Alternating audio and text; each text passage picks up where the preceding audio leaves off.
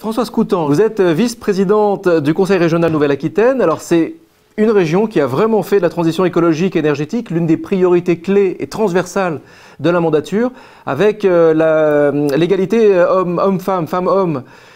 Et alors il y a une feuille de route qui a été lancée, qui s'appelle Néoterra. Cette feuille de route, alors je la résume, mais vous me reprendrez derrière évidemment. Il y a 11 ambitions, 86 actions concrètes, et vous êtes la première région à avoir été aussi loin dans cet accompagnement de la transition écologique et énergétique. Vous avez d'ailleurs accueilli les premiers également, le Tour de France des ODD dont on a parlé tout à l'heure avec Sarah Schoenfeld. Cette feuille de route Néoterra, vu son ambition, j'imagine que ça n'a pas dû être très simple à mettre en place. Est-ce que vous pouvez nous raconter ce processus? En quelques mots, c'est pas si simple. Oui, bonjour. Cette feuille de route Néoterra, elle regroupe à la fois la transition énergétique, écologique, mais aussi sociale et démocratique. Toutes ces transitions qui ont été évoquées précédemment. Donc le parcours pour travailler sur des champs transversaux, parce que là on est vraiment sur une approche systémique d'un certain nombre de questions et des transitions, on a besoin de créer l'écosystème régional qui permette de faire cela et les outils. Donc le premier travail que la région Nouvelle-Aquitaine a pu mener, c'est de créer un conseil permanent de la transition énergétique et du climat. Et là, je rebondis sur ce qui a été dit précédemment, puisque ce conseil permanent permet de créer une certaine transversalité dans le fonctionnement des services de la région. On sait bien que les collectivités ont souvent l'habitude de travailler en silo et c'est compliqué. On ne peut pas parler de transition énergétique et climatique dans un fonctionnement de ce type. Donc on a vraiment été obligé de créer cet outil. Et puis en parallèle, une gouvernance externe que nous avons appelée le comité régional des acteurs, qui regroupe aujourd'hui près de 580 structures. C'est à la fois des collectivités infrarégionales, mais aussi des citoyens, des acteurs économiques, de l'agriculture, des transports, de la formation, qui sont tous engagés dans les questions de transition énergétique et qui nous accompagnent dans la co-construction des actions que nous menons. Et c'est comme cela que nous avons co-construit le volet climat-air-énergie du SRADET. Nous avons adopté notre SRADET récemment. Et puis, petit à petit, est venue l'idée de créer cette feuille de route dédiée à la question des transitions.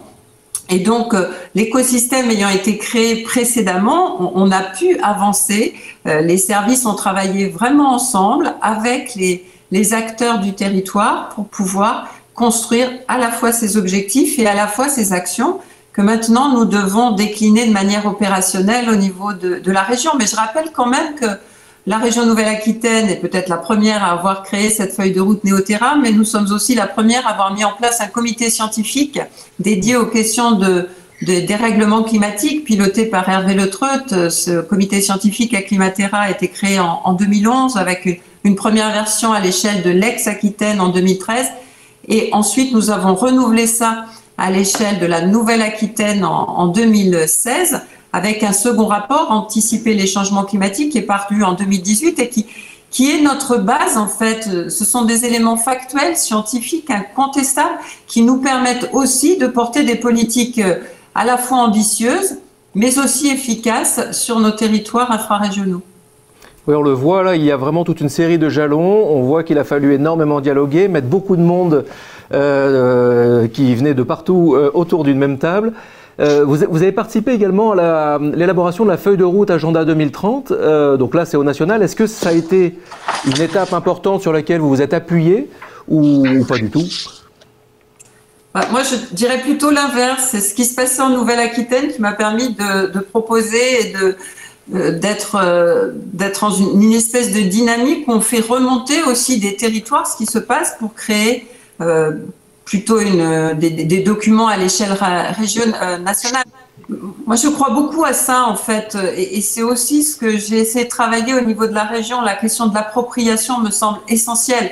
C'est pas du haut de la région qu'on va réussir à emmener avec nous les territoires. On a vraiment besoin de les solliciter, de les associer dans toutes les politiques que nous menons.